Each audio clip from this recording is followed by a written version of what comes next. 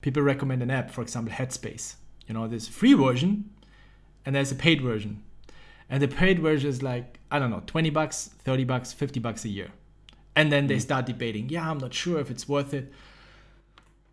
I don't know what to say, man. Like, if it's not worth spending $50 a year into your mental health, and I'm pretty sure that 9 out of 10 of these people go out on a weekend, spend I don't know how many hundreds of dollars every month on dumb shit. What the f*** are you doing, man? Seriously.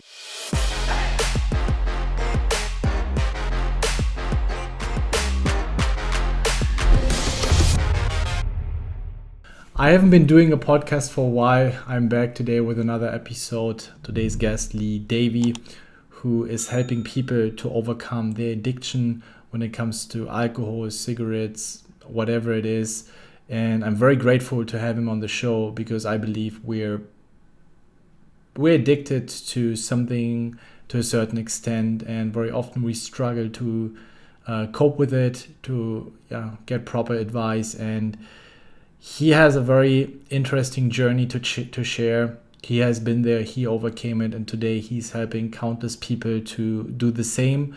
So if you struggle with something, whether it's alcohol, drugs, social media consumption, food, whatever you might be addicted to, porn addiction, I think you will find some very valuable tips in it.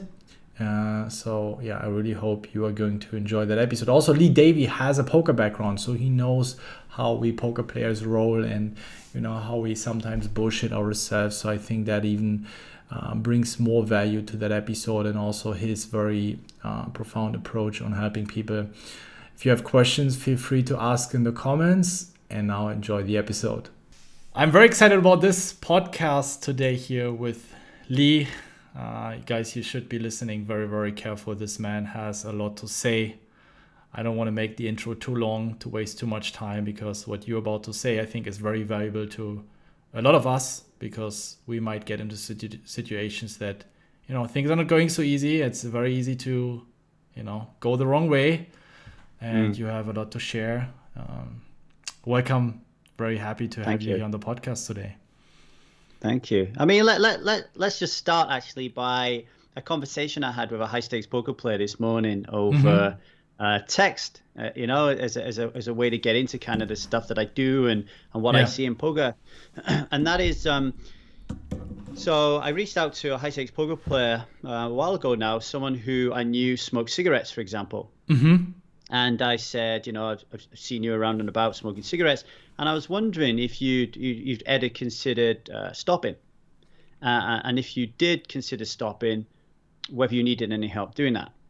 So a conversation kind of ensued around the individual telling me that smoking to them is something that they can stop whenever they want. It provides them with some value at the moment, and but if that changes, then they'll let me know, type of thing. Yeah. And then I got a message this morning, and it was like, hey, just wanted to let you know that I've stopped for 3 weeks, and I haven't smoked for 3 weeks. I'm like, oh wow, well done. What prompted that? And it was like, oh, it's our conversation. So I said, well, that's fantastic. So what's the plan? Like, is the plan to do this permanently or not? And the response was, oh, we'll see. We'll see. And I said, well, that's okay, as long as you are really thinking about the value of, or the perceived value of smoking in commensurate to the pain and suffering it's going to cause you, right? And then the individual said, no, I'm a poker player. Like, I got that shit down. I know my value. And I said, well, what if I was to tell you that smoking cigarettes gave you no value? Like, absolutely zero. And then the conversation ends. And this is was it a written conversation or written? Okay, so he didn't reply to it anymore. Not yet. He will in the future, I'm sure. When what happens is, and I see this a lot, not just in poker but everywhere, is we tell ourselves that we are in control of our addictions. And we could even throw in the word bad habits here, Ben, because part of the reason that we think we're in control is shame. Yeah. And the word addiction is stigmatized with shame. Like, who wants to admit to anybody that they're addicted to something? Yeah. And the way to beat shame, like the way I do it, is to go, yeah, I've been addicted to everything. Yeah. And Yeah. that's just like part of life, right? Like, we're all addicts in one shape or the other. But going back to what I was saying is, there's this stigma that I cannot be addicted. So to be addicted, I need to be out of control. Ergo, I need to tell myself that I'm in control. So if I'm in control, then my problem is not really a problem because I'm in control of it. But if you really look at cigarettes with through a microscope, it's really, really difficult to find any value in it at all. Yeah. And my coup de grace, if you like, when I'm working with people, is to really help them to change their belief systems around the perceived value. And instead of looking at it through the short-term lens, look at it through a long-term lens, and then realize, holy shit, this actually doesn't provide me with any value. So why am I doing it? And then the investigation begins. And that's when the really interesting work starts. A common, I would call it, excuse where people would say, well, but I'm able to connect better with people. If you have a break at work, everyone goes out having a cigarette, I can join, I get to know people better. We have a common topic. But honestly, if that's what you're looking for, that a common topic is around cigarettes, I would really question my beliefs. And I think it's just an excuse to keep smoking and not go through the pain of trying to abandon a bad habit.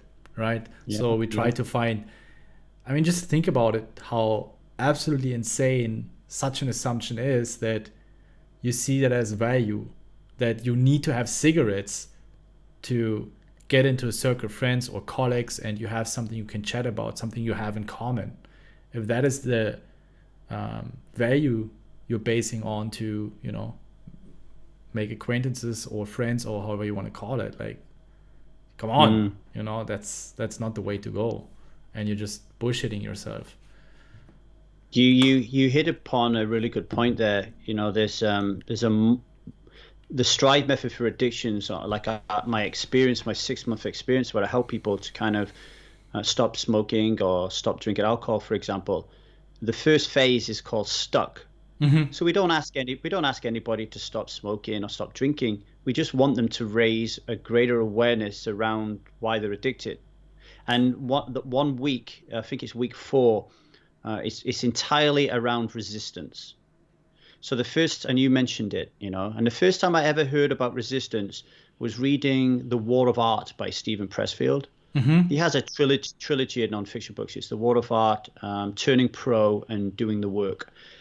And Steven Pressfield's a writer, so he wrote this really coming from his own struggles with the keyboard and staring at that blank screen every morning and not wanting to write anything, right? And he basically says that whenever we are on the cusp of greatness, whenever we have to make a leap that is really going to change our life, resistance is there to drag us back. Yeah. Resistance, he wants to keep us on the path of least resistance. So we spend a whole week understanding this nuance in life. And you touched upon it there. Very often when somebody is in denial and they're saying that they've got this or they're in control, what it is, it's not them talking. It's resistance perched in the subconscious saying to them, say this untruth so we can keep smoking. Keep this guy away from me. Tell Lee to go away and jump off a fucking cliff or something. We don't want this guy anywhere near us, right? Because it creates cognitive dissonance. And we've done such a good job very early on in smoking and drinking of banishing cognitive dissonance, or really turning the dial down to barely a hum, that when someone's in your face challenging your perceptions around smoking or cigarettes or alcohol, suddenly the drum beat starts going and the cognitive dissonance returns and you start questioning in your mind whether or not it's right or not. And now all of a sudden you feel anxious and you don't like it. You can't concentrate on your poker. It's just go away. Stop talking to me about this. And you have to make a choice. Do I not drink or do I drink? Do I not smoke or do I smoke? And that's the only way you can silence the cognitive dissonance, Yeah.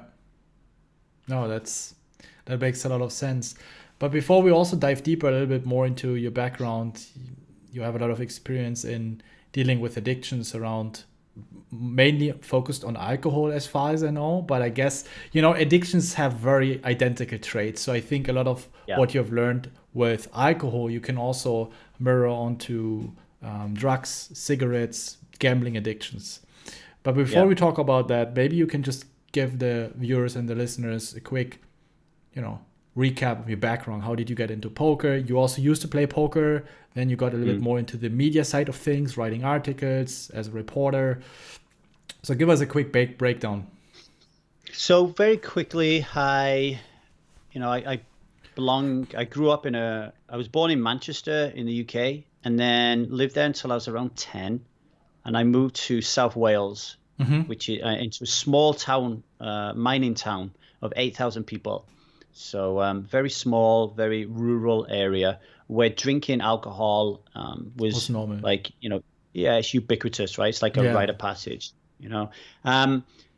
I left school when I was 16. I moved out and lived alone when I was 18. 16, when I left school, I worked for the British Rail.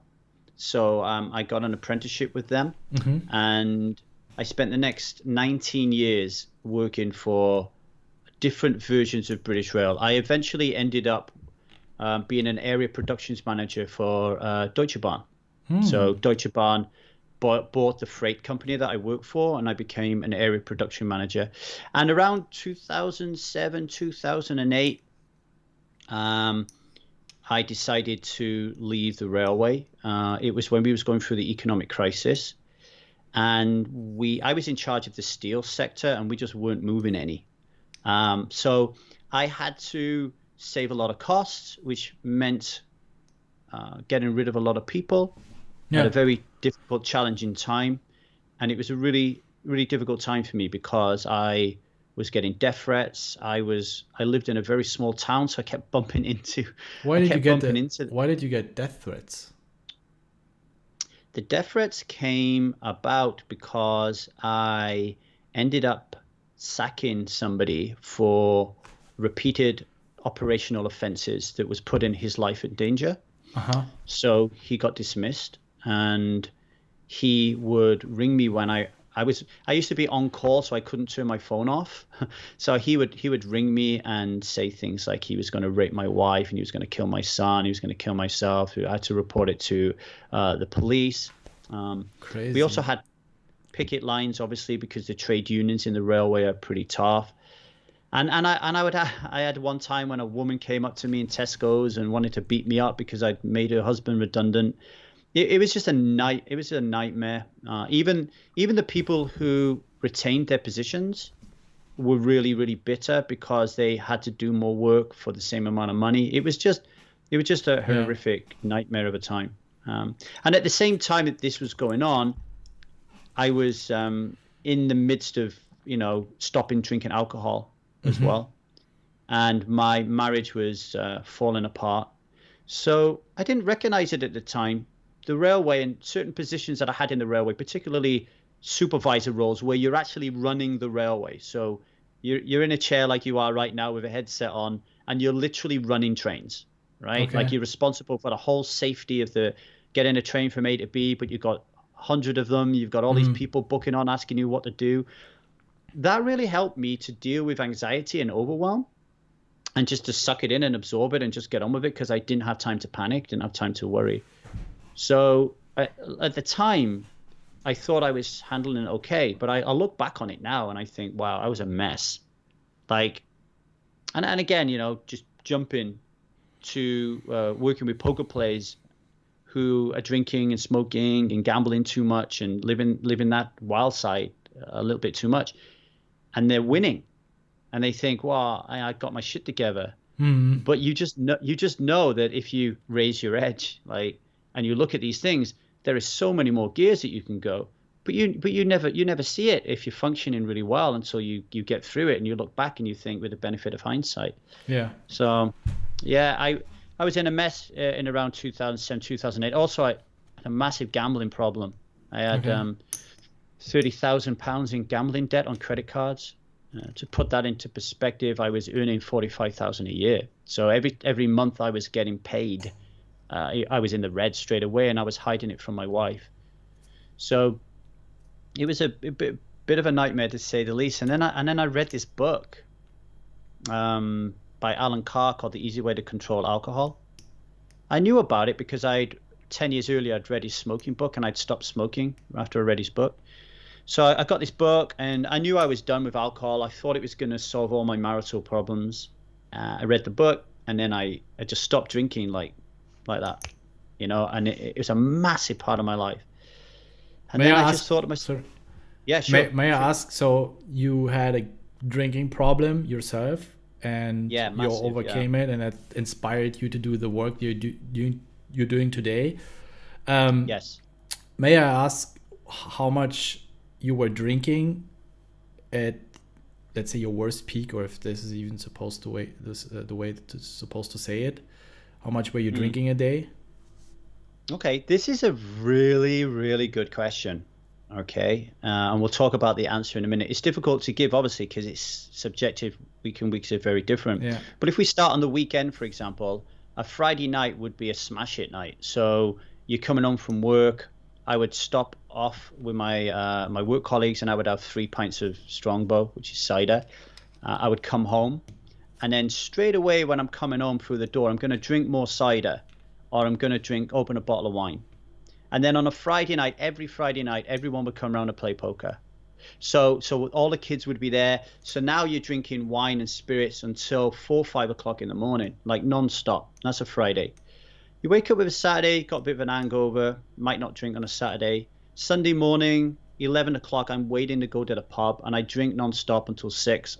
I don't even know how I get home half the time. And then in the week, here's where the biggest problems came. I found myself in a spot where I would get my son to bed. So I would come home, I would drink straight away as coming through the door, and then it was my job to put my son to bed, and then I would get my computer out and play online poker, and I would open a bottle of whiskey, and I would regularly find that I was nearly finishing it and I wasn't feeling drunk.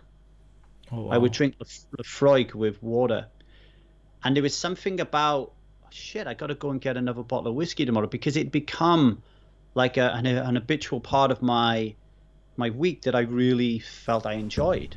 Yeah. Right. So the reason I say this is a really important question is where I grew up, likely what I've just told you is very consistent and very familiar. And a lot of people might be listening to this and saying to themselves, oh, right, okay, so he's not an alcoholic then. All right. Now, if you ever listen to my podcast, the first thing I say is, hi, my name is Lee Davy. I am not an alcoholic, and I refuse to be anonymous. And the reason I do that, and we'll go into this a little bit later, is I believe the use of the word alcoholic elicits resistance. It allows you to continue doing what you're doing because you're not like that. So that label is very damaging, because it builds into the belief system that drinking alcohol is normal and pleasurable, which allows you to keep drinking it. Yeah. So because essentially it's what is happening is, hey, drinking alcohol is normal. I don't have a problem. I'm not an alcoholic. So you refuse to put this label on yourself, and creates more resistance. And usually, as we know, what you resist will persist, or eventually it will get worse, right?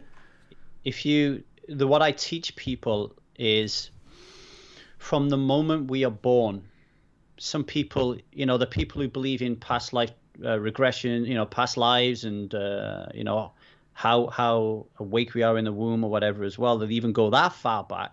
It's like we're designed from birth to drink alcohol. If you think about it, like from the moment that you are developing your neocortex, you're looking around at your world, and alcohol is normalized. Think about one of the first family activities that you have as a young child. Like, I got a 4-year-old now. The one time in the day that we're together as a family is at dinner time. The one time we're all together is at dinner time. Now, that's really important because we say grace, we say gratitude, right? So that's really important to instill that. We eat together and we talk about our day. But how many people around the world are drinking wine, for example, right? A lot. No, we don't. We don't in this house. So now we're normalizing that actually this wine, this alcohol It's normal, but there's more.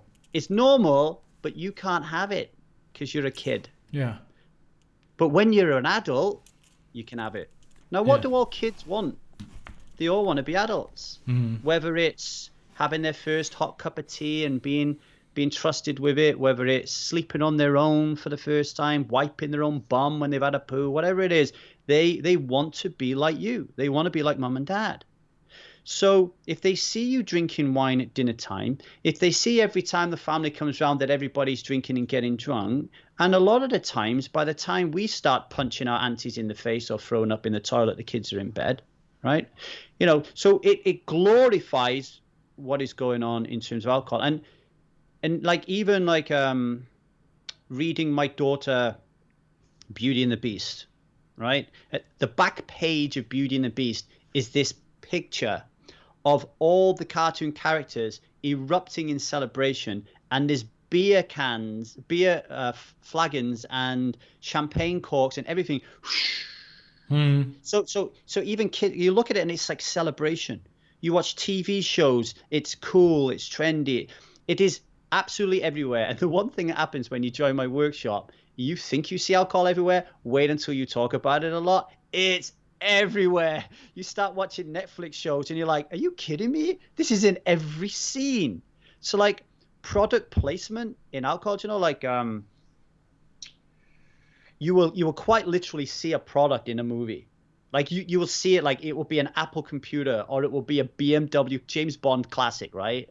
Transformers, there was a scene where this truck of Coke cans tipped over and I think Mark Wahlberg picked a can of Coke up, drank it, like so obvious, right?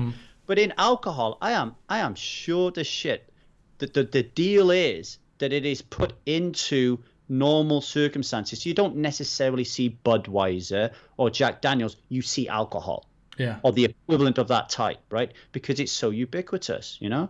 So I believe wholeheartedly that we're designed to drink from birth. So we build this belief system that not only is it normal and pleasurable, but it is one of the most pleasurable things there is in the world to do. But it kills 3.3 million people a year, and that's more than war, murder, and terrorism. That's insane, and if somebody jumped into in a van now and went up on a curb and ran over a load of people in Vienna and said it was because he had some, you know, religious doctrine driving him, it would be all over the news.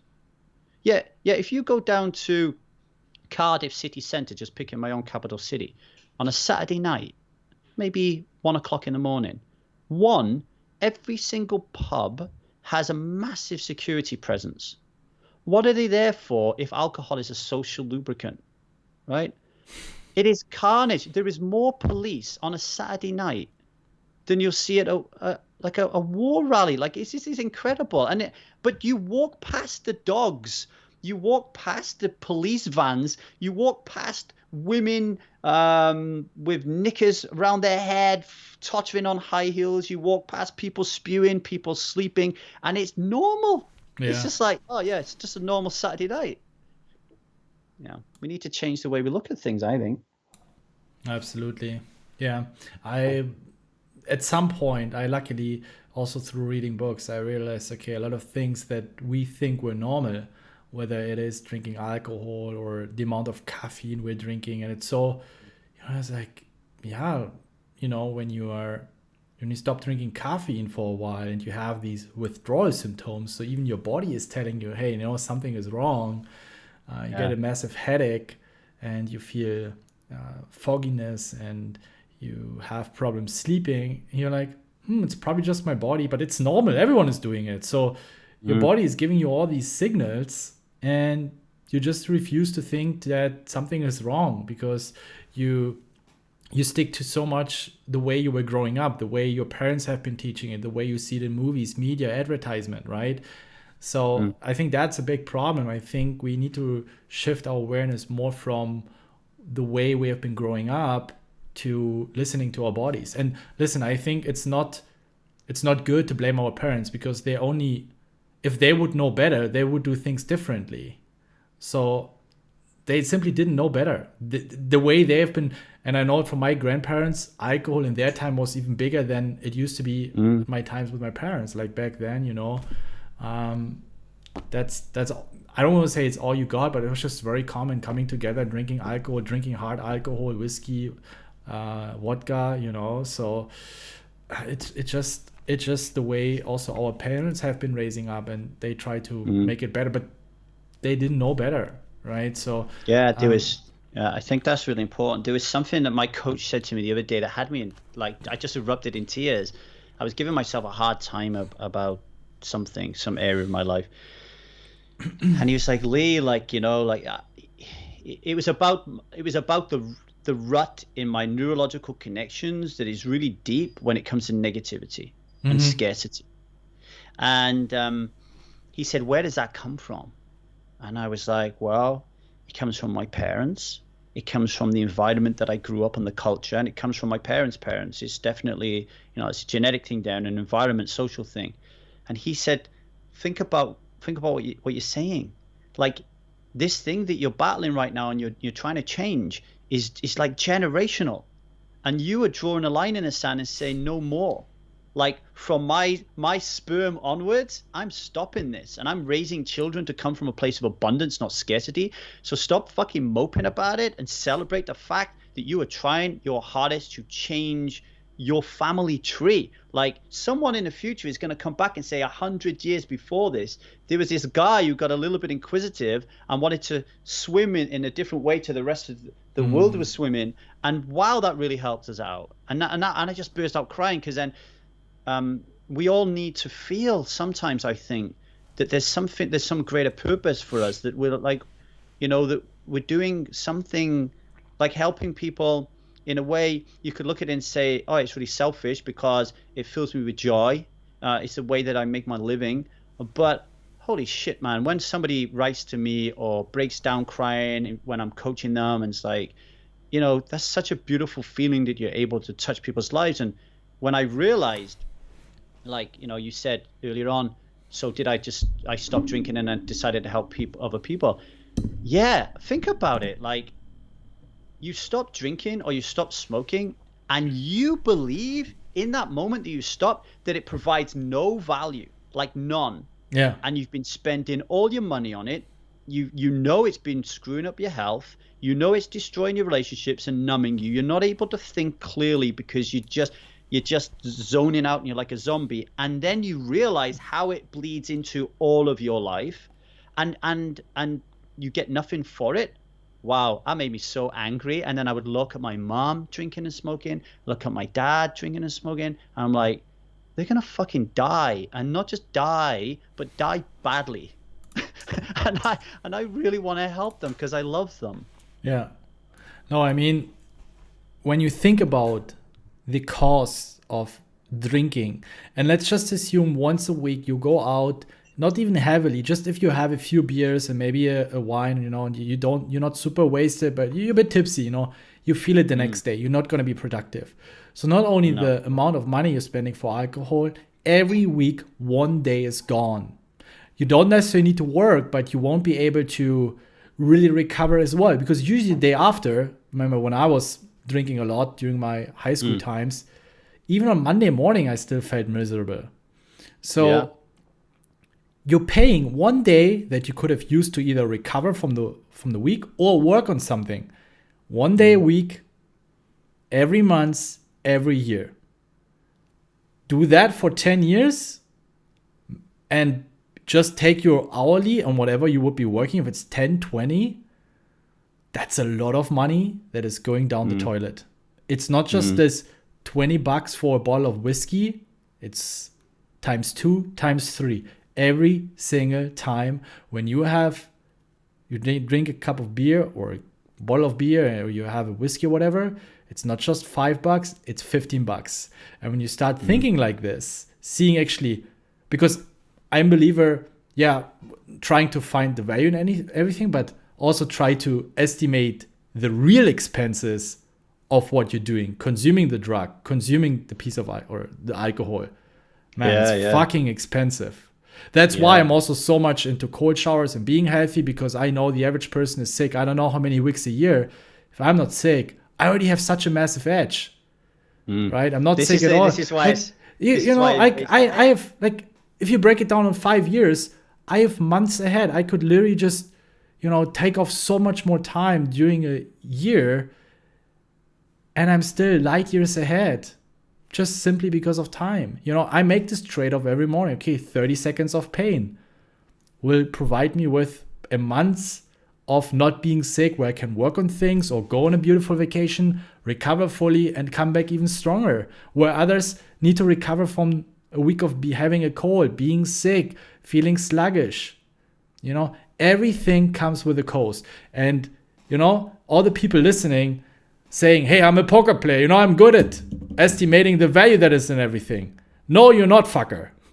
Because then you would truly identify how much does this cup of beer or this bottle of wine actually cost you. And actually, if you do it on a repetitive basis, if you're happy with that, mazel tov, great. But let's face the truth, most deeply inside, they're not happy with the way things are going. And stop bullshitting yourself. Oh, I love the way you spoke in poker players' language in that respect, Like, I think that's really important. There's a book that I've just finished reading called Conversations with God by Neil Donald Walsh. And it's this guy who believed he had a conversation with God. So he wrote the conversation in the book. But we don't have to believe in God to take this lesson. Basically, the author asked God. The author was talking to God about health, and he said, "How can I be more healthy? I'm having all these problems with health." And God said to him, "Look, I've given you everything you need. Like, the body that you have is designed to last forever, but you keep fucking it up. You break it." Yeah. Now, we don't have to believe in God to think to ourselves, hang on a minute, we do. And not just us, the world, right? So even if I want to look after myself, it's difficult for me to protect myself from the world, right? Like, if I walk outside now, there's cars going to be driving past and fucking fumes and all kind of stuff. There's all kinds of shit going on. But the point is, well, yes, I can look after my body. So a good example is, to move your point forward even further, is, for me, alcohol was one of my first dominoes that I flicked over that hit another set of dominoes, which then led to mindfulness, which then led to meditation, which then led to, well, what else am I putting in my body that is causing me a problem? And I interviewed a fantastic guy called Will Cole. He wrote 2 books, one called The Ketotarian Diet and another one called The Inflammation Spectrum. And I took his inflammation questionnaire. This was after I'd stopped drinking. And I realized that I had so much inflammation in my body because of the way my lifestyle was, even though I wasn't drinking. And I'm a vegan. So this is when I was a vegan, right? And so I then went on an elimination diet, and I cut all this stuff out of my body, all this stuff that inflames my body. I'm not kidding you, I went from 20 push-ups a day to 60. Wow. I went from running a mile to running 4. I'm sure as shit, my IQ shot through the roof. My presence and my ability to handle my emotions and to hold space for people and not be so judgmental and defensive, and my ego was in check more. And I stopped peeing myself. This is so funny. So I'm 45, right? So I go for a pee, I give it a shake, and then I leave, and I would pee myself a little bit. And I just thought it was me getting old.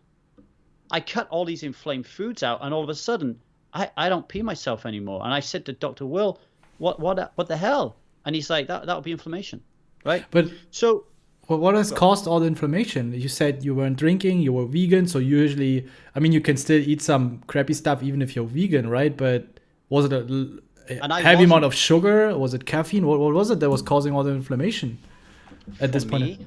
For me, and this is quite remarkable. For me, what was causing my inflammation was beans, was lentils, was certain breads, peanut butter.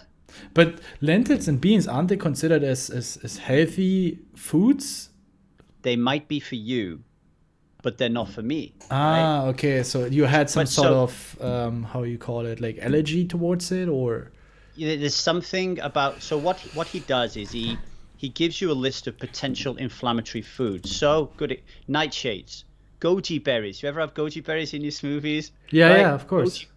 Goji berries are inflammatory. Oh, Tomatoes okay. are inflammatory. Potatoes are inflammatory, right? So what you do is you take everything that could be potentially inflamed out. All of a sudden you lose so much weight, But like what straight are you away. eating? What are you eating? Air? Okay. All right. So me right now, I woke up this morning. I had a sweet potato smoothie. So you're talking like carrots, apple juice, sweet potato, pea protein powder, dates, cinnamon, mushroom powder, a few other things. And then after me and you have done this, I'll have a butternut squash porridge. So butternut squash, coconut milk, and pomegranates and walnuts.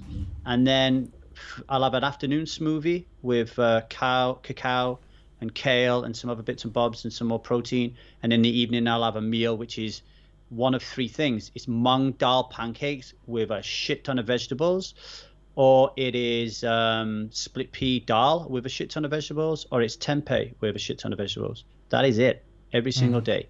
And every meal is beautiful. I'm very specific when I can only go to certain restaurants to eat out. I don't bother me. I don't feel a sense of lack.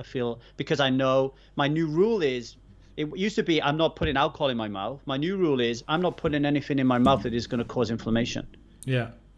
because But- I don't want to lose my edge. Yeah. But is it inflammatory for everyone, these kind of foods, or is it just specifically for you? No. So what you do is when you cut them all out, you then introduce them again. So for example, I did 8 weeks of not eating this stuff.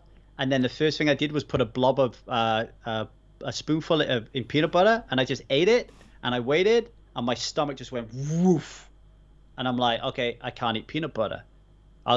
So I tried almond butter, nothing. All right, I'll have almond butter. Mm-hmm. Right? So you just go through the list, and then you slowly reintroduce things if you want to. What you tend to find when you stop drinking alcohol, or you go on a liver cleanse, or you stop smoking, or you stop eating sugar for like a prolonged period of time, when you go back to it, your body has reached a kind of like homeostasis, and all of a sudden it's back to normal. So it reminds you that alcohol tastes bad, and the reason that it tastes bad is it's a warning system for you not to ingest it. That certain foods are just like sugar tastes like too sweet, and all of a sudden you're like, nah, it's a bit too sweet. But if you eat it all the time, it numbs it. You have no idea, right? Yeah. So it's just literally getting the inflamed food stuff and replacing it with something. So if a potato is inflammatory for you, you swap it for a sweet potato, right? If tofu is inflammatory for you, which is for me, you exchange it with tempeh. If black beans are inflammatory for me, change it with mung dal. And then, like, I was having mung dal stew every day for months. My mother, who's like a 75-year-old Korean, she made a pancake out of this stuff, and it was like delicious. And I'm like, give me that. Like, I've just eaten mung dal pancakes all my life, right? Because here's the other thing: you simplify your life. You have less to worry about. You have less to fit. I don't even want to make any food, Ben. I just want everybody to just deliver my food. And I just want to eat it. Like, I don't want to waste my time doing it. Other people, they think it's meditative. They like it. They get some joy and pleasure out of it. When I'm dealing with my tribe and people who are trying to overcome addiction, we're always questioning, do you like it in the kitchen or not? If you do, great. Let's spend more time in there. If you don't, let's cut that out of your life and move on to something else. I'm always questioning people to find out, what is it that you're doing that you're not good at? What is it you're doing that you don't like to do? So I want to help people find their zone of genius. Yeah. Like, what are the things that I love to do, and what are the things I'm really good at, and I'm going to do that every day. So that's my goal in helping people overcome addiction. A bit like what you're doing. It's not just about the alcohol. Like, anybody can help anybody quit alcohol. I want them to quit alcohol and then help them build a rocket and fly to Mars. Like, that's because that's what I did, right? Think about it. I'm on the railway. My life is going to shit. Everything's going to shit. I stop drinking, and then I start traveling around the world on this strange poker circuit. Yeah. Writing about poker, interviewing poker players, playing poker, going to all these fabulous destinations of 5-star hotels. I was a railwayman. Like, I couldn't think I could do anything else. What was the change? I stopped drinking. Like, that allowed me. It's almost like I stopped drinking, Ben, and the fog just lifted out of my ears and drifted away. And now all of a sudden I had all this space in my mind. For the first time ever, I could ask questions like, why am I married? Why am I working on the railway? Why am I hanging around with these friends? Why do I live in this place? Like, why do I feel so sad and depressed? And instead of going to the pub to hide all that shit, I was dealing with it. So the guy I spoke to you about on the outside of this, you know, with a text about the smoking. Yeah. His biggest problem, and I see this with a lot of high stakes poker players, is it's a social tool for them, right? So they believe that actually, no, I need this to smoking around my friends. So actually, when you go deeper working with them, what typically you pull out of this is they are desperately seeking approval from other people, and to like not smoke that cigarette means that they lose their approval. So think about how devastatingly toxic that is. I, Lee Davy, high stakes poker player earning millions of dollars, I need approval from outside of myself because I can't approve of myself. That's fucking massive to work on that. But so many people are thinking, it's not a problem. I can give up whenever I want. I just like smoking with my friends. No. Deeper under the iceberg. Deeper. And the biggest problem in poker is cracking that denial. Because so many people are just like, yeah, I ain't got no problem. I'm crushing it. I'm making so much money. This is easy. I don't need any help whatsoever. That is the hardest part. Yeah, for sure. So you were saying you were drinking a lot at the time you were working at the railway. Yeah. If you don't mind me asking this, because usually when we start with a certain addiction, it's a change in our environment that usually something changes that causes us very often maybe traumatic experience. Someone died in our family, we lost a friend, we lost a girlfriend, boyfriend, and then we start coping with that by escaping reality, trying to, take drugs, drinking alcohol. Was it something that has caused you to start drinking heavily? Was it more like a gradual process of from week to week drinking a little bit more and you just lost sight of it, and then one day you realize, oh my God, I'm drinking way too much? There's a couple of factors that go into that.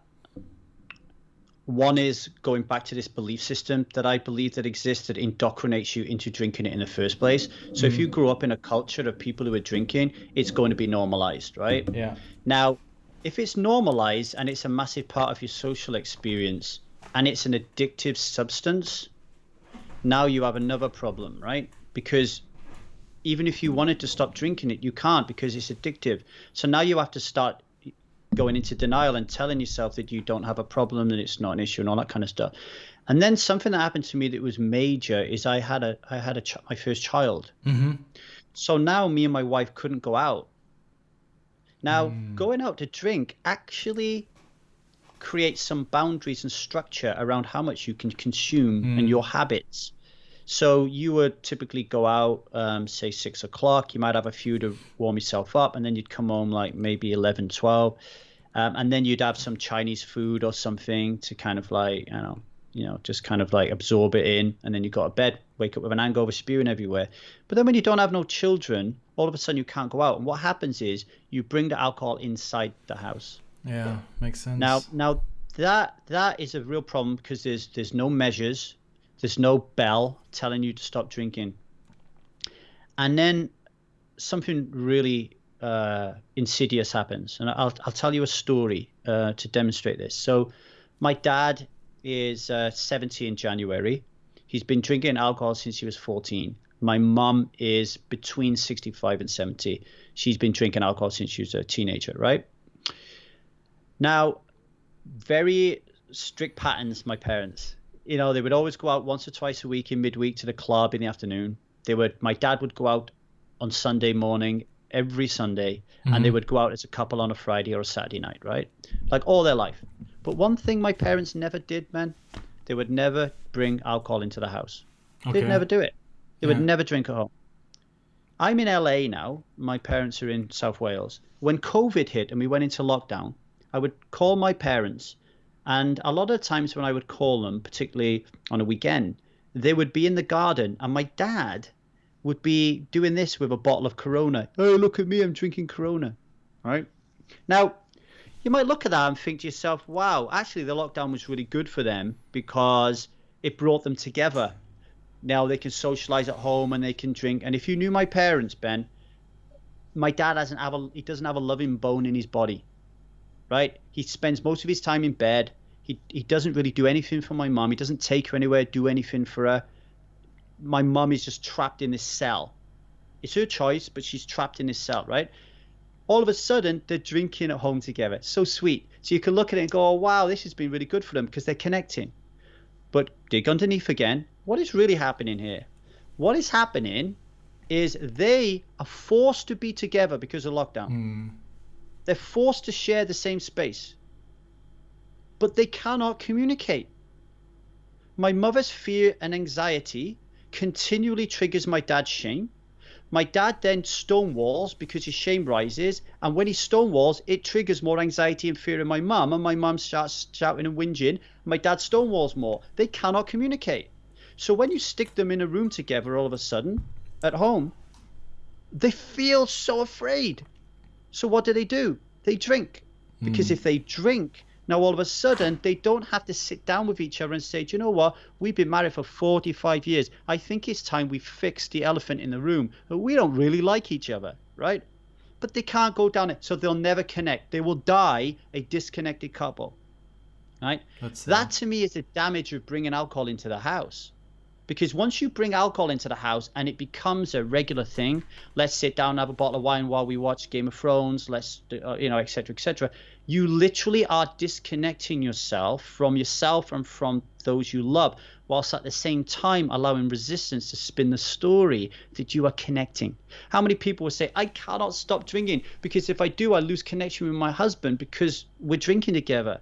Yeah, you're drinking together and let's see, this is wine. Each sip you have, each sip takes you a little bit further away from your partner connectively. Think about what happens if I was to continually sip this, Ben, and this was alcohol. At some point, I'm going to black out. Now, let's say we had sex.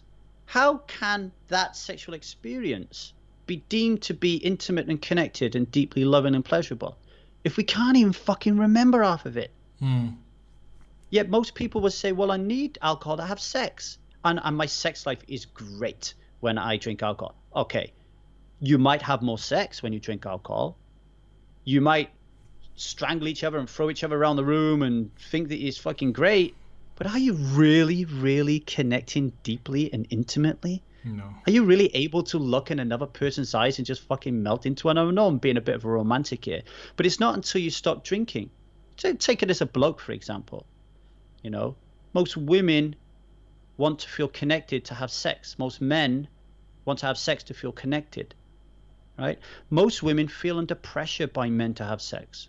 So getting drunk and then showing your attention to a woman when you've ignored her most of the week, I mean, come on, right? So that's what happened to me, Ben. It's like I brought it into the house and it was used as an excuse not to deal with shit. And then you drink too much and then you want to deal with shit because you've lowered your inhibitions. So now you start fighting and you live in this constant battle. That's how I got into the mess, and then to try to get out of it, I pinpoint alcohol as the issue. It's not the root cause, as we've been talking about. It's a lack of relational literacy. But it's not until I stopped drinking that I was able to see, holy shit, I have no idea how to communicate with another human being. None at all, And then you go through something that I call katabasis, which is a Greek word for descent. Normally hits men and women around 35, 40.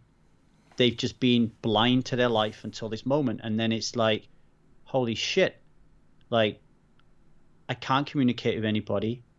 I'm afraid of being vulnerable. I'm carrying so much shame. I've got so many masks. I've got so much armor. I've got a fucking clue who I am. And then there's a meltdown. And AA call this rock bottom. I like to call it catabasis. It's, for men, it's the realization that you're a boy in a man's body, and you need to slay that boy in order for you to become a man.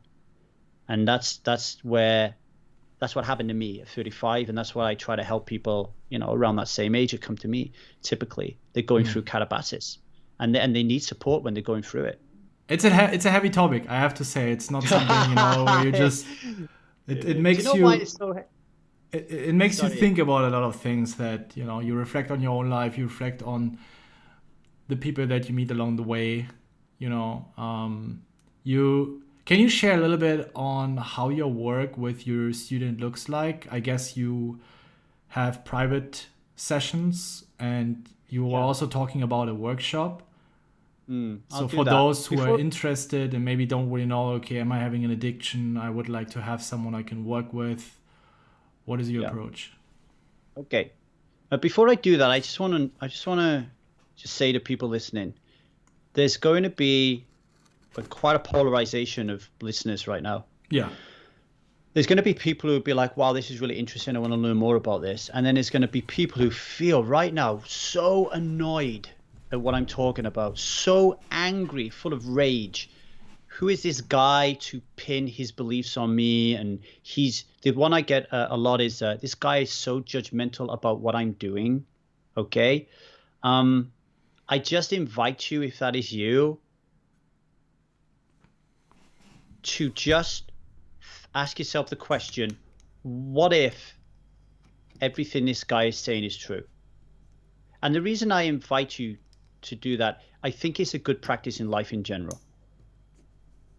So whenever we're in a conversation with somebody or we're in a conflict with somebody, then it's a really good conscious practice to say, okay, how can I shift my perspective and look at what this other person is saying? So let's say I'm a Joe Biden fan and I'm in a conversation with a Donald Trump fan, or here in America. So yeah, it's a good one. So I'm British living in America, and everybody's on their lawn have got signs saying, I want my guns, right?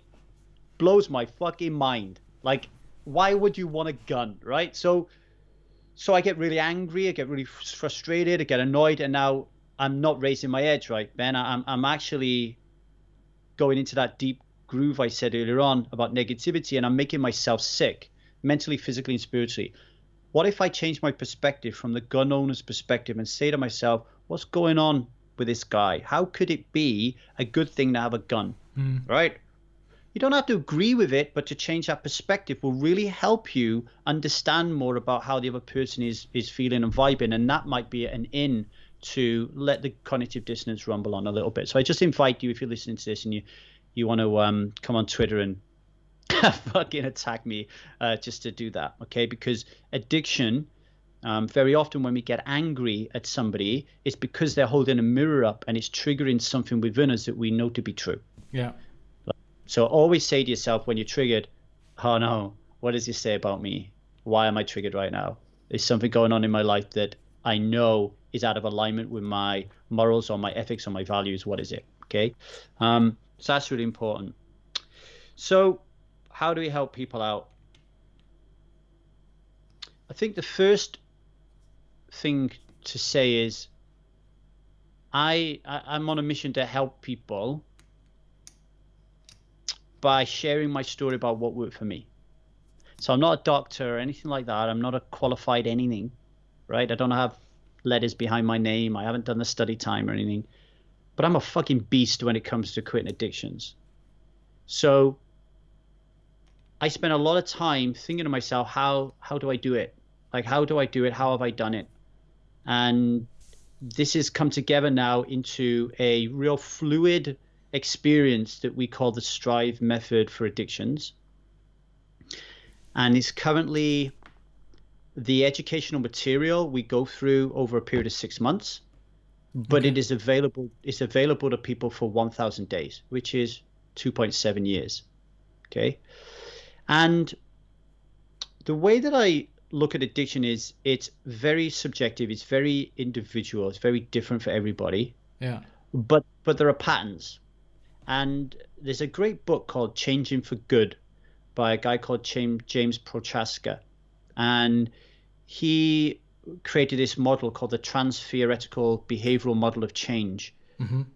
And he said that there are 6 unique phases that people go through when they're addicted, or you have to go through in order for you to recover from an addiction. And the reason this is really important is I really do believe that every single person on this planet is addicted to something. Yeah, 100%. They just need to figure out what that one thing is. So my community is called Strive. We call ourselves Strivers. And, you know, that Strive is that 6 letters fits into his behavioral model. So we have stuck, thought, ready, initiative, vigilance, and evolution. So if you were to work with me, Ben, for example, there are several options available to you. You could work with me personally one-on-one.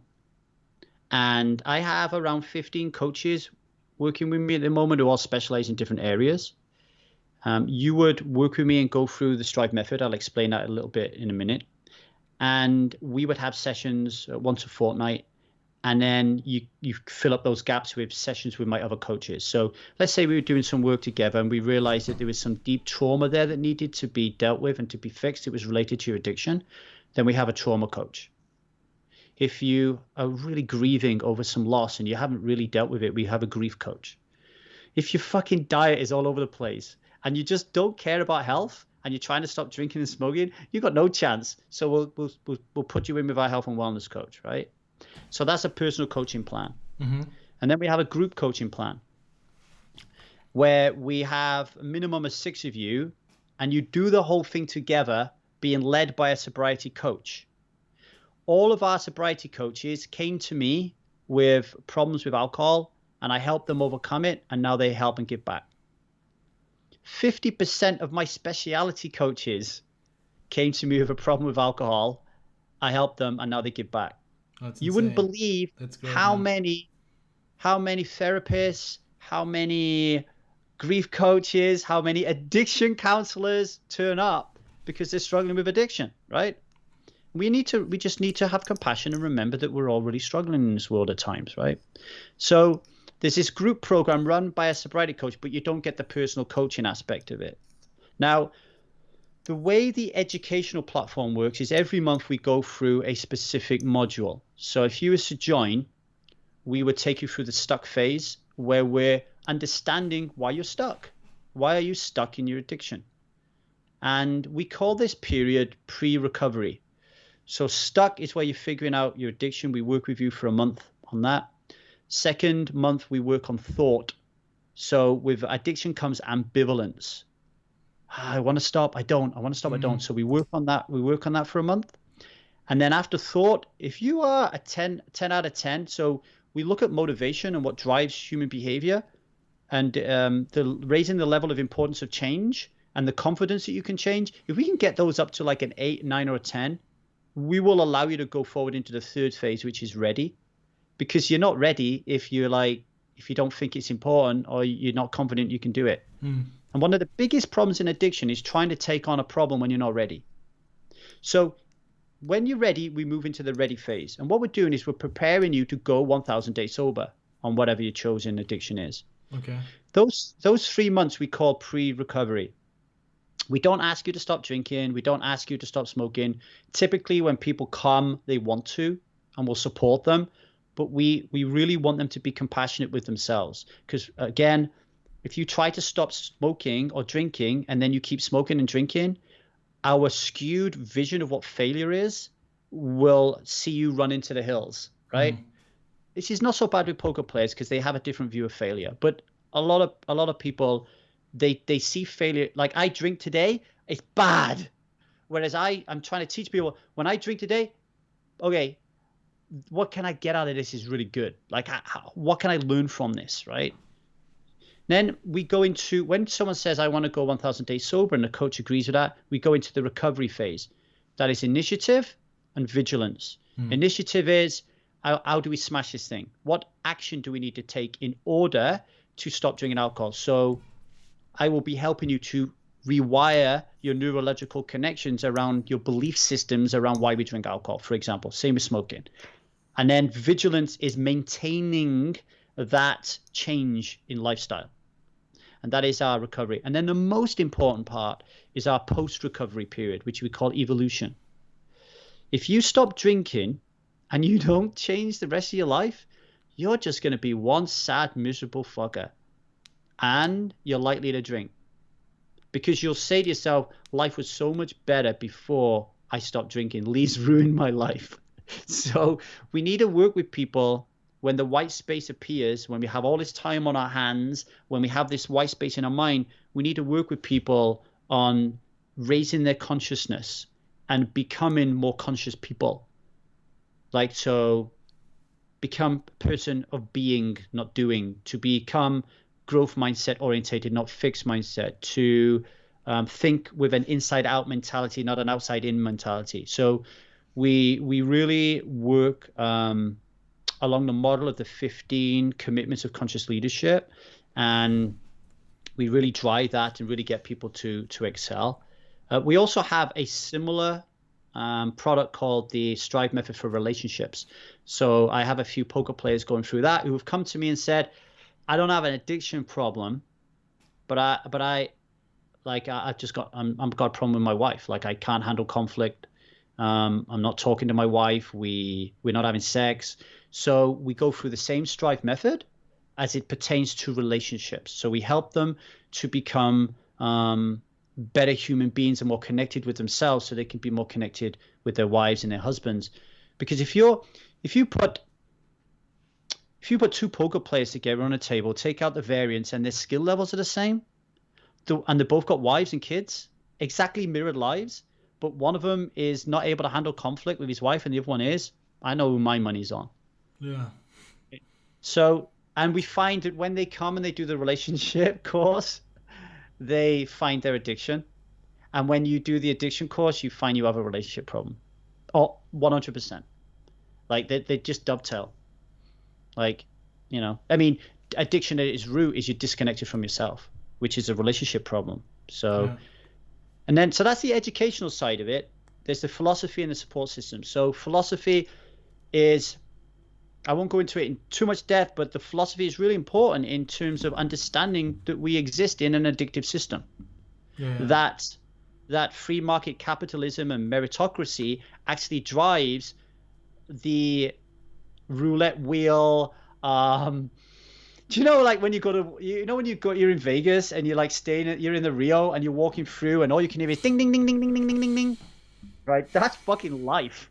Yeah. Like, that's life. Like, and I actually, with my kid, like, she has all these toys. It's the same thing. Ding, ding, ding, ding, ding, ding, ding. It's this need to, like, fit in, to want to be liked, to be perceived as worthy and status. It's all scarcity driven. So that's our philosophy. We work on that a lot.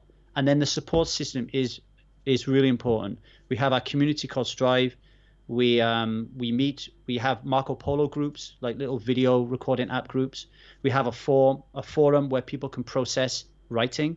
So processing is really important in addiction, Ben. Like getting shit out of your head and sharing and being vulnerable. Yeah. Because we're always trying to break the back of shame. So there's a lot of writing. There's a lot of video. People don't like to have their face being seen. There's a lot of stuff around that we need to crack. I do once a week coaching session. So everybody comes on a Monday, 11 o'clock, and we celebrate our wins. We're all lacking in joy and celebration when we're addicted. So we do that. And then I do some late not only when we're addicted, I think in general. Anybody. I can see it in my, like, it's so easy to be hard on ourselves, and it's so difficult to enjoy things that we have accomplished. Even though when we're trying and we have accomplished 80% of our goals, and they're like, 20% are missing. Yeah, I got you on that. So we do that. If you're in a group coaching program, you're going to have weekly meetings with your sobriety coach. You got buddies, so you buddy off and pair with people, and so it's a very individual, heavily supported journey, guided. Yeah. Or I have high stakes poker players that come to me, and obviously, they don't want to be in a group because they don't want people to know that they've got a problem. So then I give them two options. They can just work with me privately, which with a lot of them do, and we just go through the program privately, which is such a shame because they miss out on so much. You imagine answering. So we, in the stuck phase alone, there's 35 coaching videos. So throughout the experience, you're talking over 120 coaching videos and really deep provoking questions, plus workshops with our specialty coach. It's like the volume is massive. It's world class. Like it's really top. And if you can read 30 people's responses to that same question, it's so much value. So I try to ask them to go incognito. Like I'll make up like a fake name for them so they can get in there and like nobody knows it. It's like, I don't know, top world class poker player. It's just some guy, right? Like with a pseudonym. Yeah, and at the moment we got like 62%. Like I would say 38% of people graduate. Now Seth Godin did some research on this and said that if you buy an online training course globally, 3% of people are likely to finish it. 3%. So 38%, really proud of that. And in drinking, because we've only recently just incorporated smoking, in drinking, 62% are not drinking after a year. I'm really proud of that figure as well. Yeah. That's a big number. You can be very proud of yourself in the program, for sure. Yeah. There is a part of me, Ben. There is a part of me that was like, man, that's 38% that we need to catch up. You know, like you said, like not celebrating the joy, right? Yeah.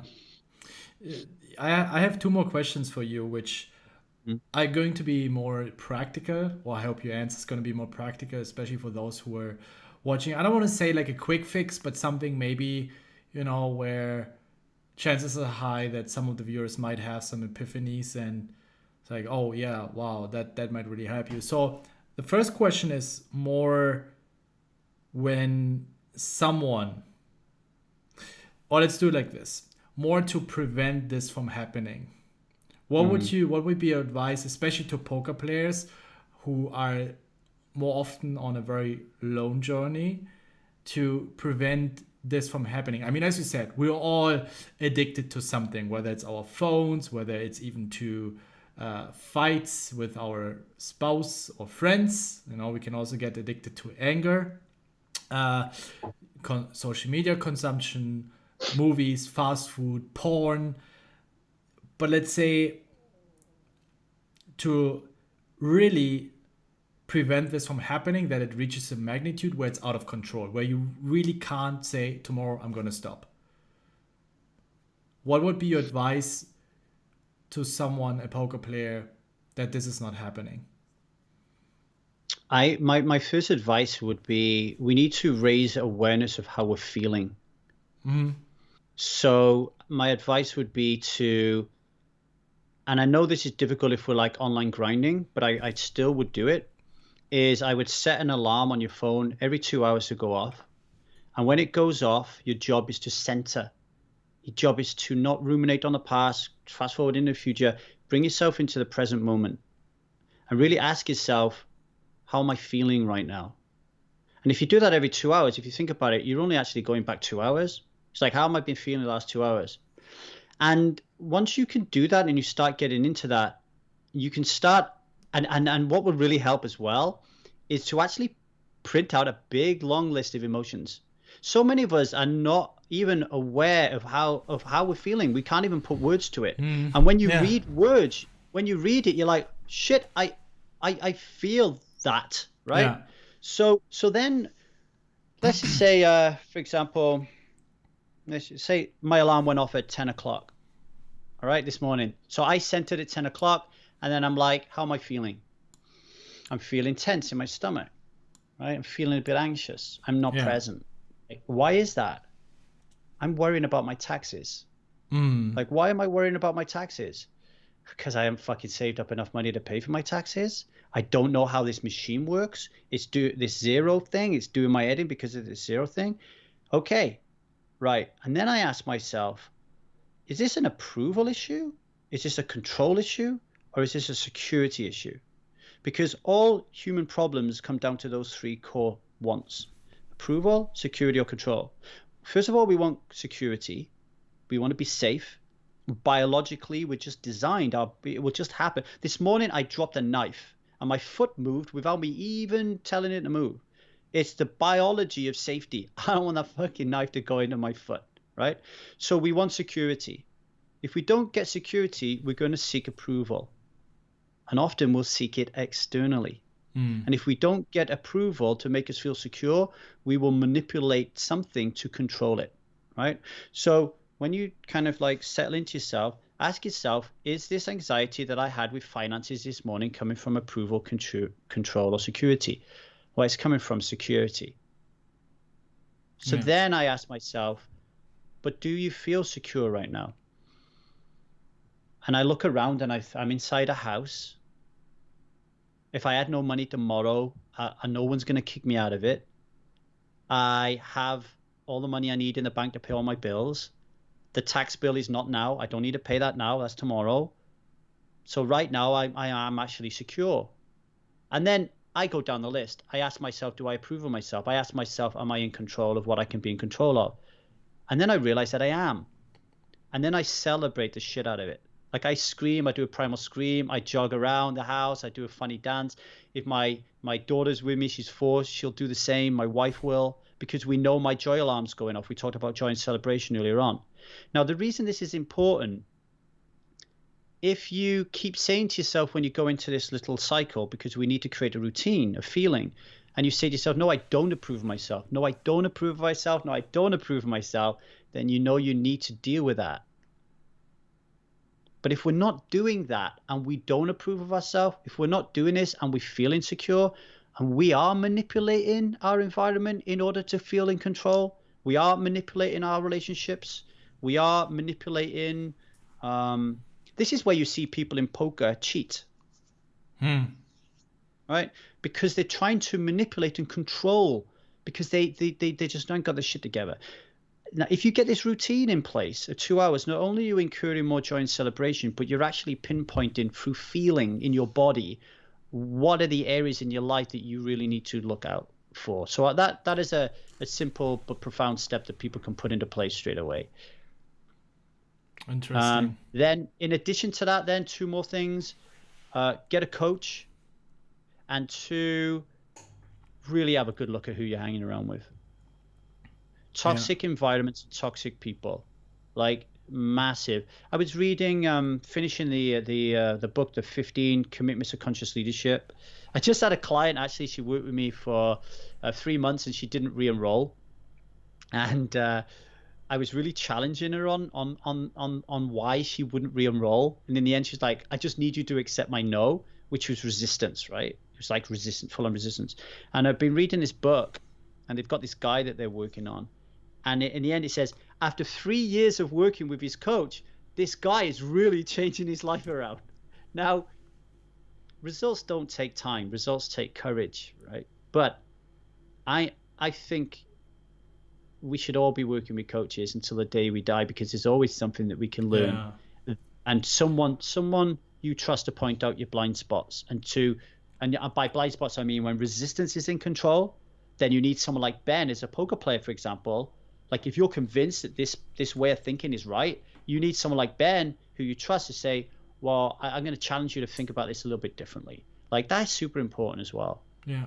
Let me add something to your point with the coaches I had yesterday. I also have a group of people. I made this for those of you who are watching who don't know what I mean. I made a YouTube video where I offered free coaching session for a group of people, not necessarily poker-wise, just to talk about what are their struggles, what are their problems. And I think I had 600 applications. And at the end, I went through each of the applications, and I haven't had a lot of requirements.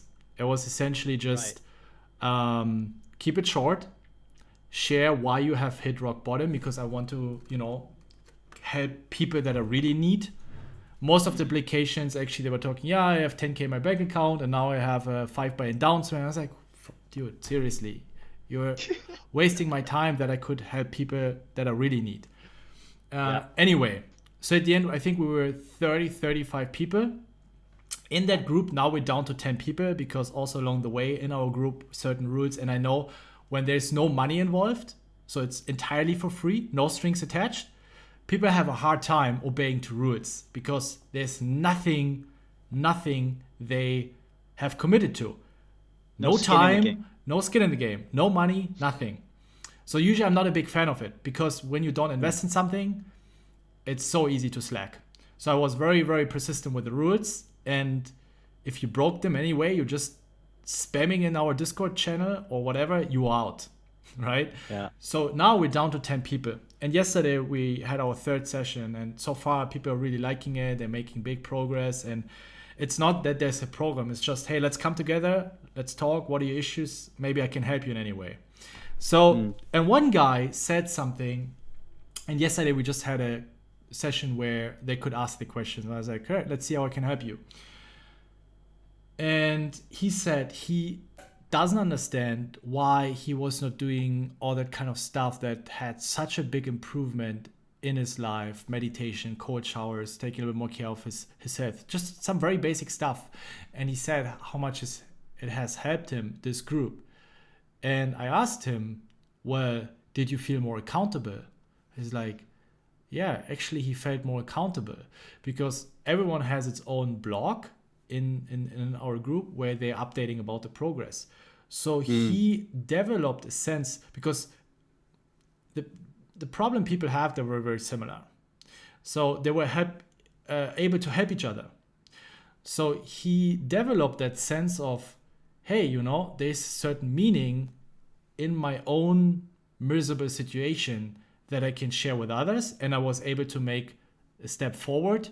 And now I'm helping others, or others can inspire from, or can be inspired from my action that I'm taking, and how I am overcoming my obstacles and my hardship. Long story short, what I'm trying to say is, yes, coaches, people you can learn from, but I also do believe that it's very important that you have people that you can help, because you need to have your shit together in order to help others. So it kind of forces you, and now they have skin in the game. They don't want to leave that group anymore. Yeah, because they're a leader. They're understanding that they're leading. Yeah, exactly. And they actually can see, fuck, I can have an impact in this world. I can help others. You don't need to be a doctor. You don't need to be a PhD or have a title. You don't need to study something for 5 years. Just by taking action for a few years, a few weeks, get your shit together, you can inspire millions. And that's how the dynamic in this group is very interesting, because you can see they're chatting each other. And I also said it's one of the requirements, be active. If you haven't been posting for 3-4 days, you're out. Get the fuck out of here. Don't waste my time. Right? You're not ready. I love that. Like, I love that. I'm not taking it personal. It's just you're not meant to be in this group right now. Because it's just looking up to people. I also think having people on the same level that you can discuss strategies, or you have a discussion where you're on the same level, but then also helping others. That really makes you accountable. Yeah. Well, that's why I developed the system, the Stride method for addiction, that everybody starts at the beginning. So like if you come to me and you're like 300 days sober and you say, why am I starting at stuck? Well, because I want you to go through the program and to become a coach. So I need you to understand my philosophy around life and addiction from end to end, because hopefully you're going to teach it to somebody. Because me starting my podcast and creating this company, this vision, and I have a vision to reach 1 million people. We're going to create a charitable arm to help us do that. This has helped me not only cement the good work I did to get rid of my alcohol addiction, but to then get over my other addictions. Like when I stopped drinking alcohol, I stopped gambling. I haven't gambled in like over 10 years. And that £30,000 worth of debt was paid off within 12 months of me quitting alcohol. So, it just, I love the fact that you brought that up. Really helping other people and serving is like a massive part of it for sure. And I wouldn't be surprised that the real cost of drinking alcohol, the way we're doing it, is really like 20 to 40 grand a year. With the amount of money you spend for alcohol, plus the sunk cost, the hidden cost of not being able to work on your business or whatever it is, health issues that cost more expenses, stuff that breaks, that, if you think about it, that's like a yearly salary. Yeah, and I actually get people to fill in a questionnaire before I work with them, because like you, I don't want to just work with anybody. And there's always this. I asked him to like really think about how much they spend on alcohol, and you wouldn't believe how many people, when we get to the end of the call, say they haven't got the money to commit to the program. Yet they've just shown that they're spending double of that on alcohol, or the same amount of that on alcohol. Like, such is the power of this denial. Like, I had a call with somebody yesterday. He's signing up for my program in January, just to share, like, kind of like what's going on and what we get into. His issue around alcohol. He was actually drinking alcohol while he was talking to me in the call. He wants to be 100. He's 50. He wants to be 100 so he can be in his kids' lives. But he doesn't just want to be 100. He wants to be able to think when he's 100, and he wants to be able to be physically fit when he's 100. And right now, he can't even run around the football field when he's training with his child. He doesn't want his children to grow up looking at him thinking this is the way to be. So he told me, for example, one of the things he does, he screams and shouts at his kids when he gets overwhelmed. He screams and shouts at his wife. So his daughter will think that is acceptable. Yeah. And she will allow people to shout at her. His kid will shout at people. So when it got down to, and then he had a blood test as well to say that his health was fucked up. So when it came down to it, the actual consequences of what alcohol was doing to him and cigars, how the fuck can you put a financial figure on knowing that our kids become mini versions of us, even when they don't want to?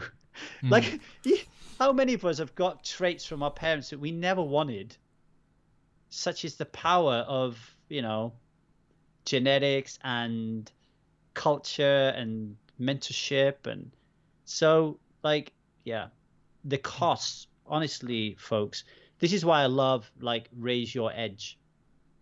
If you've got poker players here who will spend hours choosing the right mouse because the right ergonomics is going to raise their edge, whilst they're drinking some whiskey or smoking some weed while they're playing, come on. The best thing that I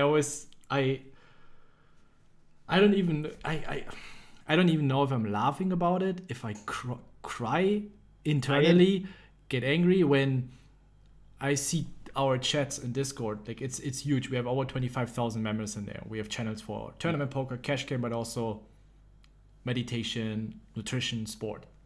And then people ask questions about meditation, and then people recommend an app, for example, Headspace. There's a free version and there's a paid version. And the paid version is like, I don't know, $20, $30, $50 a year. And then they start debating, yeah, I'm not sure if it's worth it. I don't know what to say, man. Like, if it's not worth spending $50 a year into your mental health, and I'm pretty sure that 9 out of 10 of these people go out on a weekend, spend I don't know how many hundreds of dollars every month on dumb shit, and you really start debating whether it's enough value or whether it's worth it. Man, like, if I want to get into something and I know it's healthy and it's beneficial for me, good. It's good to do your research, don't get me wrong, but then really not being sure if it's worth it, what the fuck are you doing, man? Seriously.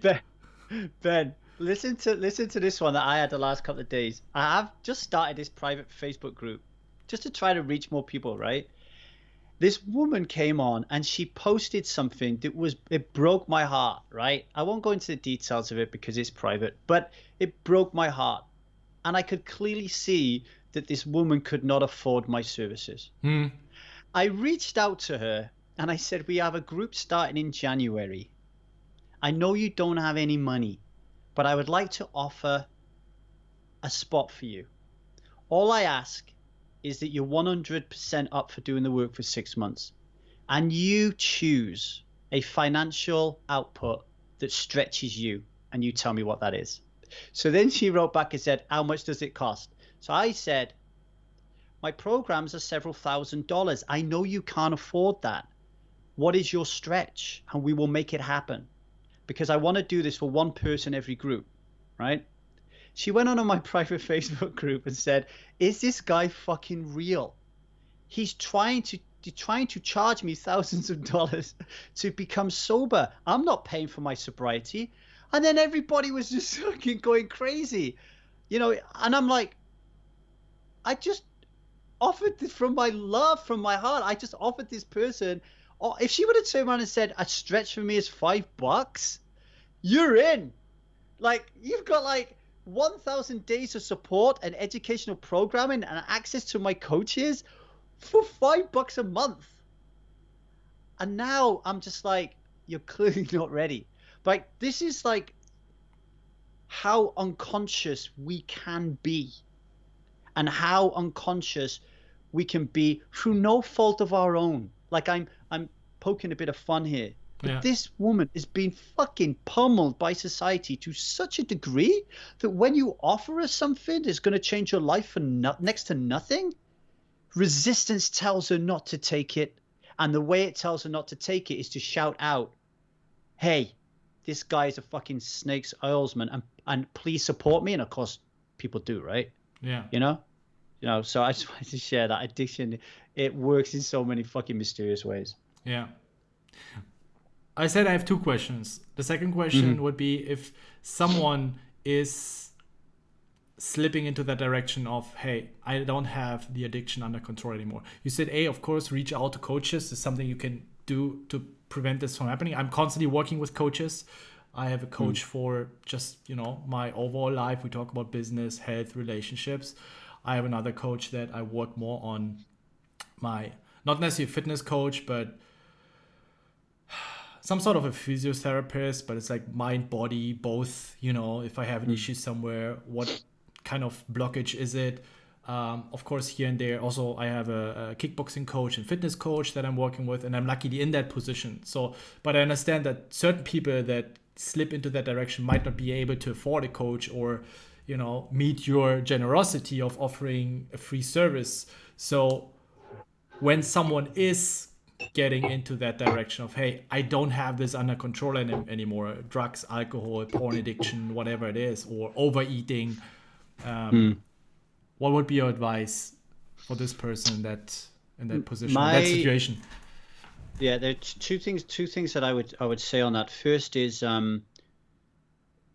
go to what's free and what you can afford. So books and podcasts are really good. Think about it. So I'm charging people thousands of dollars to jump on and do my program, and I gave up after reading a book that cost me $7.99. The book $799 or $7.99? No, $7.99. Okay. So results don't take time; they take courage, right? Like I said earlier on, they take courage. That's all. I'm not going to fucking take this anymore. That takes courage to go into what comes after that. So if you're really, really struggling, find a book that is going to help you out of that hole. So if you're struggling with alcohol or smoking cigarettes, Alan Carr's Easy Way to Control Alcohol and to Stop Smoking Permanently will really help you. I have had so many people reach out to me through my podcast and said, thank you, you've saved my life, I no longer drink. Like, I can't even get them into my program because they've just quit by listening to the podcast. Yeah. So do those things as well. Talk about it. Talk about it to your wife. That's very difficult, right? Very, very difficult, but you need to find someone you trust to talk about it. Okay. If you listen to a podcast or you read a book and it touches you, reach out to them. Like, you would not believe how many people in the past that I have helped or given people stuff for free because they just reached out to me and asked. And the reason that is because I was in that spot myself where I needed to reach out to people and ask a question. And I find, a lot of people will respond to you, so that's really important as well. And don't give up, even though someone might not be asking, responding, right? It's like, don't say, oh, he didn't have time, or I also get a lot of questions every day. I can't respond to every email, Discord, Instagram, Facebook, Twitter, YouTube comments. Like, I need to be selective, right? So sometimes I don't have the time. It's nothing personal. So don't get encouraged when there's 2-3 guys, they might not be responding. Keep going. Yeah, definitely. Because you It's a need to grind. look at it again. Like we said, you look at it from the other person's perspective. Don't, because like very often when we're addicted, we jump into victim mode. Whenever we're in Exactly. victim mode, it's very toxic. So it's kind of like, I'm reaching out to this guy and he's not responding to me and he said he Yeah. would on a podcast. Okay, maybe he's busy, maybe he didn't see a message, whatever, but don't give up. Some people won't even respond for the first 5 times because they want to see how fucking serious you are, right? So you don't know what's going on, so ask. The other thing is as well, this is a challenge for you, but Usually, I'm gonna. but let me jump in. I have a golden rule. I never respond to questions when someone asks me, "Hey, can I ask a question?" That's for me a sign you don't want it. If I want to know something real bad, that means something to you. I'm not gonna ask for permission. What are you afraid of? He's gonna say yes or no. He's not gonna respond. But Yeah, yeah. listen, you're not ready if you have to ask for permission to ask a question. You don't really want it. If you really want something, you're not gonna ask fucking, hey, can I ask a question? I think this also to most people, and I also know successful, and I was talking that with a friend of mine. It's like this just gives you the feeling that you don't really want it. That there's not something that is someone that is hungry and passionate to really that is worth your time. Period. Well, it's like the money question, right? So people will come to you and they'll pull their guts out to you, and you'll get to the pain. They'll be crying their eyes out, their life's in tatters, and you'll be saying, okay, we really need you to commit financially in order for us to help you do this, and this is an investment, not a cost. And then it's like, I can't afford that, gone. Versus, fuck, how much? Ooh, I can't afford that right now, but I desperately want to do this. What do I need to do to make this happen? How can you support me? Could I have a payment plan? Could I work for you in order for me to pay this off? Like, I'm an NLP specialist. Oh, are you? Oh, I was fucking after one of those. Like, but you can tell by the way the person responds to you how willing they are to kind of crack the nut to go through that pain and suffering, right? Yeah. And the challenging thing that I wanted to say to people, because I know like that some of the people listening to this, they like it, they need a challenge every now and then, is don't underestimate what you can get done for free. So when I came into poker, I didn't know anybody. Like I remember getting top mindset coaching training from Jared Tendler. I didn't pay him a penny. I leveraged my ability to give him a platform in the magazine I was writing for. My personal one-on-one coaching that I did with people like Dr. Jiggy back in the day, and Alan Jackson, right? And Jason Sentai that used to help me out. And even my relationship with Phil Galfond spawned out of that. I never paid anybody anything. I traded.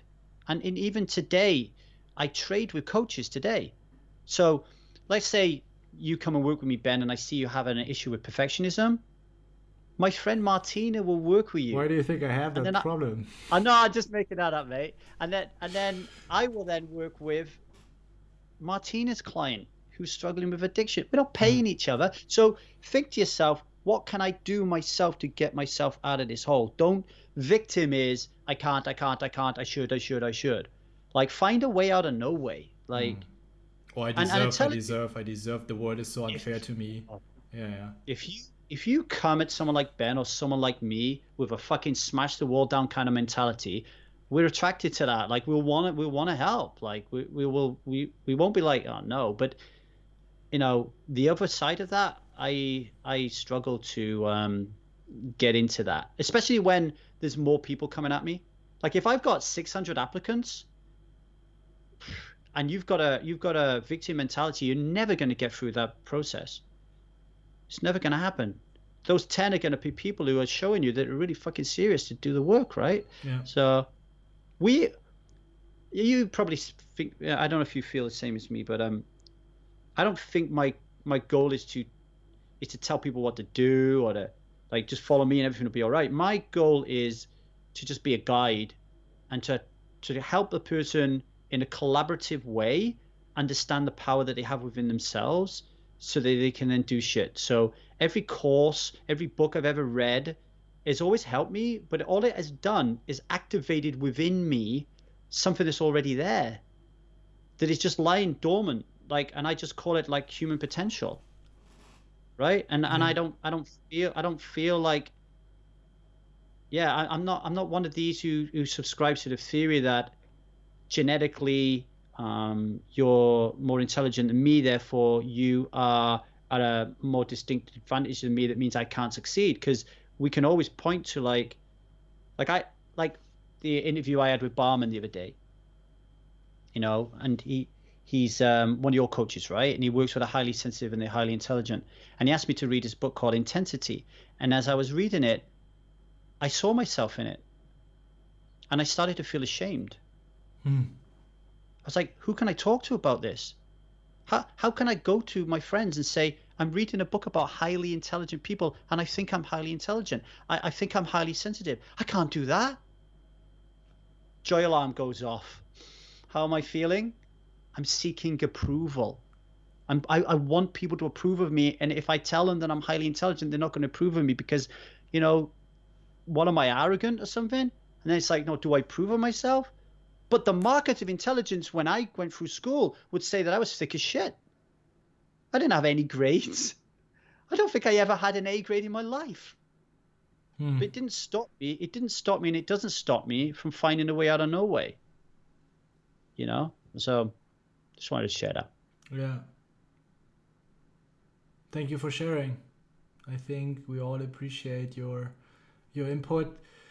Man, I bet there's so much we can talk about. I know, it's crazy, right? I'm pretty sure that's not going to be the last time. So guys, if you have any questions, I'm pretty sure Lee's going to take his time to read through the comments. And if there's anything coming up where you feel like responding or sharing some of your experience and wisdom, guys, feel free to drop a message, and also make sure to check out his program if you're interested in seeing more information. We put everything in the description, your website, your socials. So if you want to get in touch with Lee, don't hesitate. And yeah, Lee, thanks again for taking the time. I really appreciate you being here. Also, our community is going to appreciate that. So thank from the bottom of my heart and our hearts. Thank you so much. I really appreciate it. Thanks for allowing me to jump on your platform and hopefully touch some people's lives. So yeah, thank you. Thank you so much. And guys, again, drop a comment. If you have a question, don't hesitate. I think, and then we're going to wrap it up, by being vulnerable and open up, I think you show a lot of strength. It has nothing to do with weakness. And yeah, Lee, we see each other. Thank you so much again. Thank you, Ben. Bye-bye. Cheers.